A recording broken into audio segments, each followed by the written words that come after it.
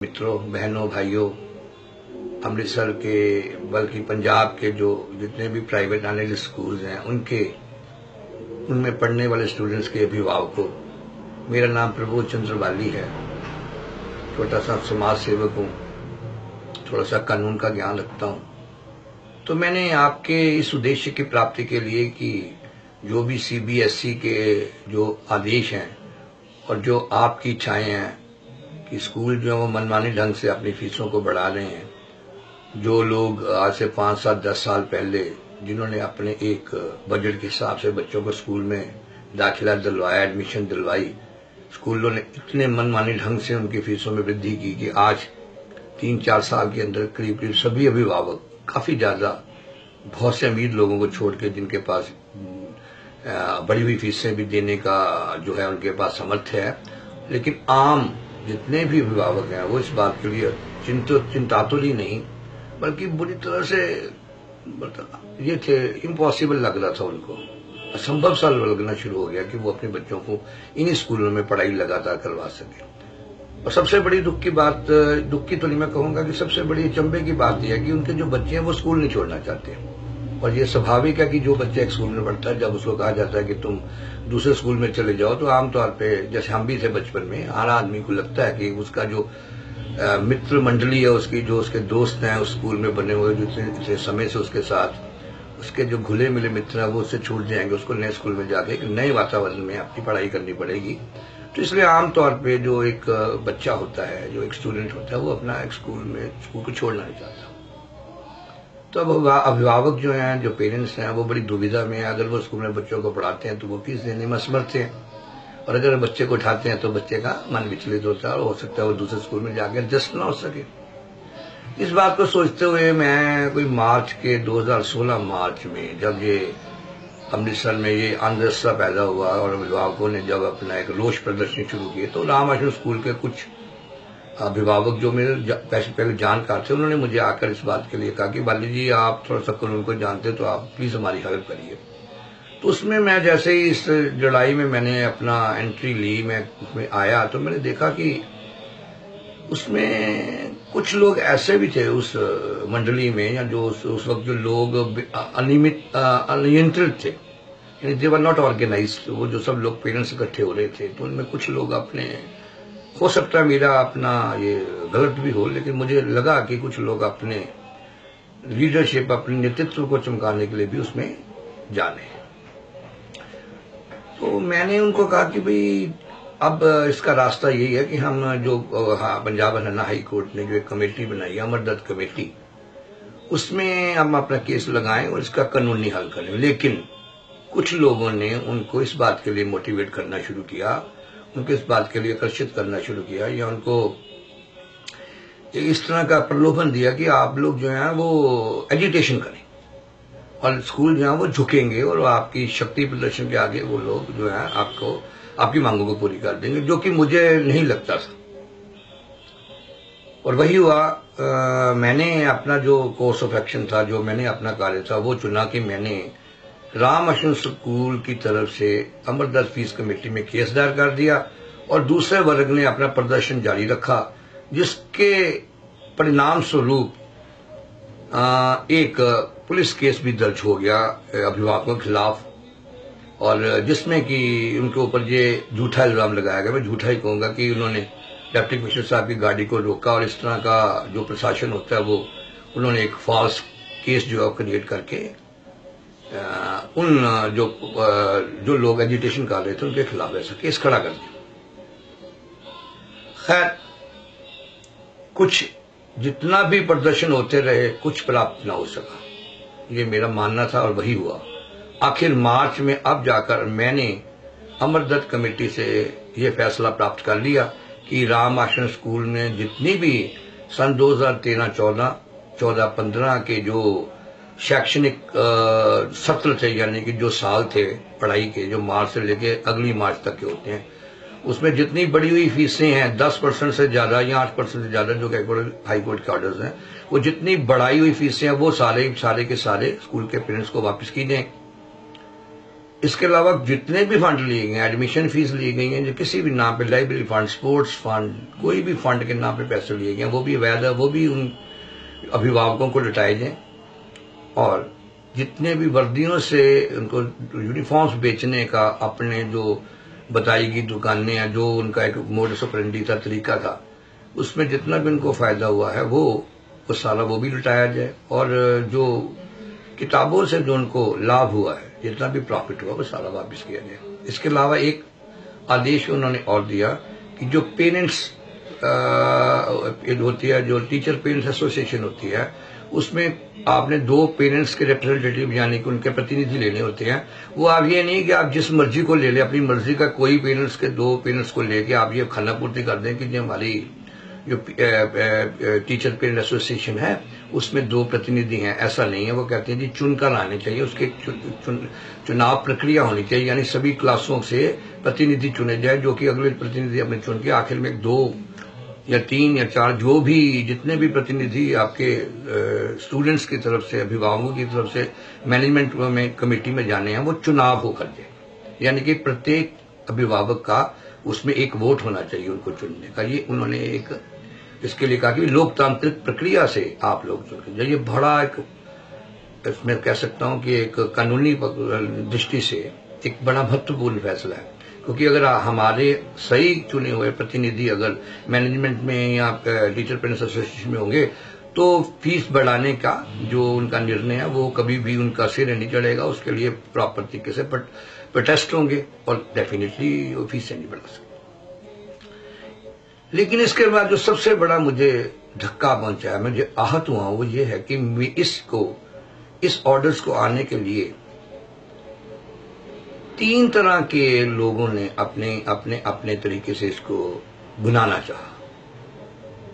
एक मेरे मित्र हैं, मैं उनका नाम नहीं लेना चाहता, वो राजनीतिक गतिविधियों में हुए हैं। देखिए, राजनीति में जाना बहुत शुभ बात है, कोई बुरी बात नहीं। अगर देश को चलाना है तो हमें राजनीति में भी जाना पड़ेगा।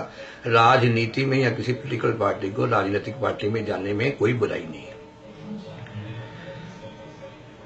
लेकिन जो पंजाब पेरेंट्स एसोसिएशन के नाम का डंका बजाया जाता है, वो पंजाब पेरेंट्स एसोसिएशन आज तक कोई ऐसी सोसाइटी रजिस्टर्ड ही नहीं हुई। और एक ये कानूनी या इसको कह सकते हैं एक शिक्षित बात, एक अच्छी बात तो यही है कि हम उसी सोसाइटी का नाम लें जिसको हम एक पूरी तरीके से कानूनी पक्ष से जिसको हम बनाते हैं, उसमें हम एक लोकतांत्रिक प्रक्रिया से चुनाव करते हैं और उसके बाद उसको रजिस्टर करते हैं। तो वो हमारी एक एसोसिएशन होती है जिसको कि हम एक सही परिक्षेप में एसोसिएशन कह सकते हैं। तो कोई भी उठ के कह दे कि मैंने एक पंजाब पेरेंट्स एसोसिएशन बना दी है, मैं उसका प्रधान सेक्रेटरी या मैं फाइनेंस सेक्रेटरी हूं, तो बात बनती नहीं है। इसके लिए मैं आगे भी इससे कतराता रहा हूं कि पंजाब पेरेंट्स एसोसिएशन नाम का ये जो एक चेहरा है इसको मत पेश किया जाए। लेकिन हमारे एक दोस्त जो कि अपने आप को बड़ी देर से पंजाब पेरेंट्स एसोसिएशन का प्रेसिडेंट जो है उन्होंने डिक्लेयर किया है, उनका इच्छा यही थी कि बाली जी को मैं सम्मानित करूं और मैं पेश करूं कि देखिए हमने क्या ये एक आपके लिए है। इसमें उनका क्या जो था इंटरेस्ट था उसके बारे में कोई विवेचना नहीं करूंगा। लेकिन उसी वक्त ये एक और जंडियाला के एक जो कह सकता हूं जो अपने आप को थोड़ा सा लीडर्स के तौर पे अपने आप को प्रोजेक्ट करते हैं, उन्होंने कहा जी बाली जी हम आपको सम्मानित करेंगे और हम अलग करके करेंगे सम्मानित, क्योंकि हमने बहुत मेहनत की है। हमने अमरनाथ कमेटी में मेहनत करके ये इतना बड़ा ऑर्डर लाए। इसी तरह से एक और पीपीए नाम की एक और रजिस्टर्ड एसोसिएशन भी है जो कि आपने को पंजाबी पेरेंट्स एसोसिएशन कहते, शायद वो रजिस्टर्ड भी है। ये गुटबंदियां थी, वो सभी इसको भुनाना चाहते थे। लेकिन मैंने उनको कहा कि आप सब लोग अभिभावकों के लिए जंग करने तो आप इकट्ठे होकर चले। दोस्तों, जिस बात से मैं आहत हुआ कि ये तीनों के तीनों वर्ग अपनी अपनी बातों पे अड़कर आपस में सम्मिलित रूप से मुझे सम्मानित करने में असमर्थ रहे। एक वर्ग ने अगर मुझे मेरे इस जो अचीवमेंट थी, जो ये मेरी उपलब्धि थी, उसको मीडिया में जो है हाईलाइट किया, तो दूसरे वर्ग ने उसके लिए बुरा बनाया।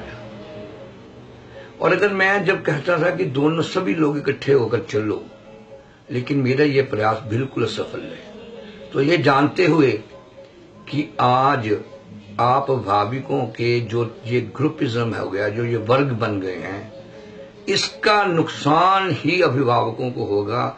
और ये जो बटे हुए गुट हैं, ये जो ग्रुपिज्म बन रहा है, ये हमारी जो एम है, हमारे जो ऑब्जेक्टिव्स हैं, उसको पाने में मुश्किलें पैदा करेंगे। और आप जानते ही हैं कि यूनियन स्ट्रेंथ अगर हम लोग सब मिलकर काम करें तो हमारे लक्ष्य भी जल्दी प्राप्त होते हैं। और इस तरह से जो स्कूल मैनेजमेंट है वो भी इस बात को फायदा उठाएगी। उनको पता चलेगा, जैसे अभी आपने न्यूज़पेपर में पढ़ा कि मेरे घर में एक प्रेस कॉन्फ्रेंस हुई और वहां पर एक स्टेटमेंट दी गई कि किसी आदमी के ऊपर कीचड़ उछाला गया कि ये जो है इनकी जो एसोसिएशन है पंजाब एसोसिएशन, वो नकली थी। दूसरे दिन अखबारों में उनका व्यक्तित्व आ गया कि ये जो आपकी वो वाले जो लोगों ने जो वक्तव्य दिए हैं उसमें कुछ लोग ब्लैकमेलर्स हैं। तो इस तरह का जो कीचड़ उछालना है उससे मेरे मन को बहुत बहुत धक्का लगा। दोस्तों, मैं यही चाहता था कि हम लोगों का एक ही उद्देश्य है कि हम लोग जो स्कूलों का जो ये शोषण है उसको बंद करें। और हमारे सभी के बच्चे स्कूलों में पढ़ते, मेरे तो नहीं पढ़ते, लेकिन चलिए ऑलमोस्ट ऑल सभी के बच्चे स्कूलों में पढ़ते। हमारे कोई उद्देश्य और है नहीं। और अगर उसमें भी हम लोग इकट्ठे होकर नहीं चल सकते, अपने डिफरेंसेस को दूर नहीं कर सकते, अपने मतभेदों को नहीं बुला सकते, उसमें भी सिर्फ हमें अपनी जो कुछ दिनों की जो चमक है उसके लिए हम लोगों ने आपस में बटे रहना है। तो मैं आपसे क्षमा चाहता हूं कि आज से मैंने ये फैसला किया है कि मैंने जो कुछ आपको लिए कर दिया वही मैं उसमें करने में मैं सार्थक था, समर्थ था।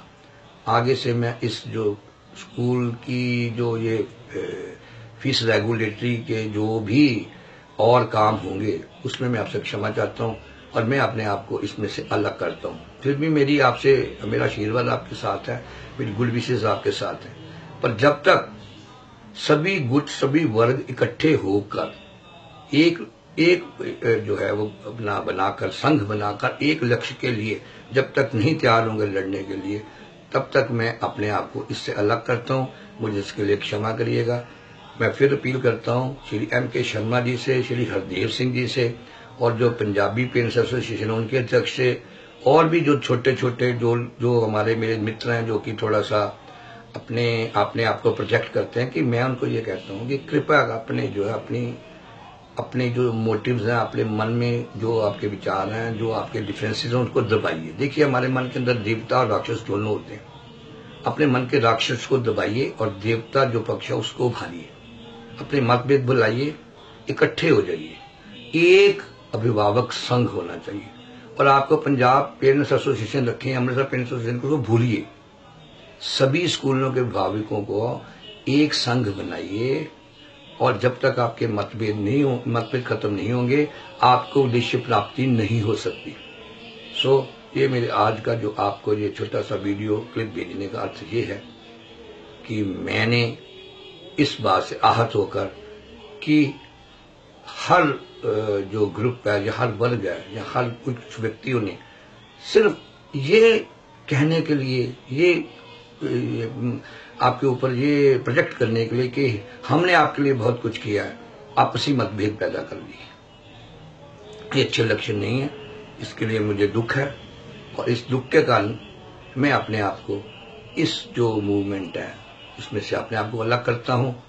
तब तक मैं जरूर आऊंगा जब मुझे आप लोग ये इस बात का विश्वास दिलाएंगे कि आप सब लोग इकट्ठे हैं और आपके कोई मतभेद नहीं, आपके कोई राजनीतिक, सामाजिक किसी तरह के भी कोई उद्देश्य नहीं है, सिवाय इसके कि आप लोगों ने एक जस्टिस लेना है। आप लोगों ने एक जो आपके खिलाफ जो ये जो इरेगुलर जो आपकी फीस जो ली जाती है या आपसे पैसे लिए जाते हैं, वर्दियां बेची जाती हैं, आप लोगों का शोषण किया जाता है, आपने सिर्फ उसके विरुद्ध लड़ाई लड़नी है और उसको जीतने के बाद आपने कोई और उसमें से प्राप्ति नहीं करनी। तो मैं आपके साथ हूं। अगर आपने अपने अलग उद्देश्यों से अलग अलग गुटों में चलना है तो मैं आपसे क्षमा चाहता हूं। धन्यवाद। जय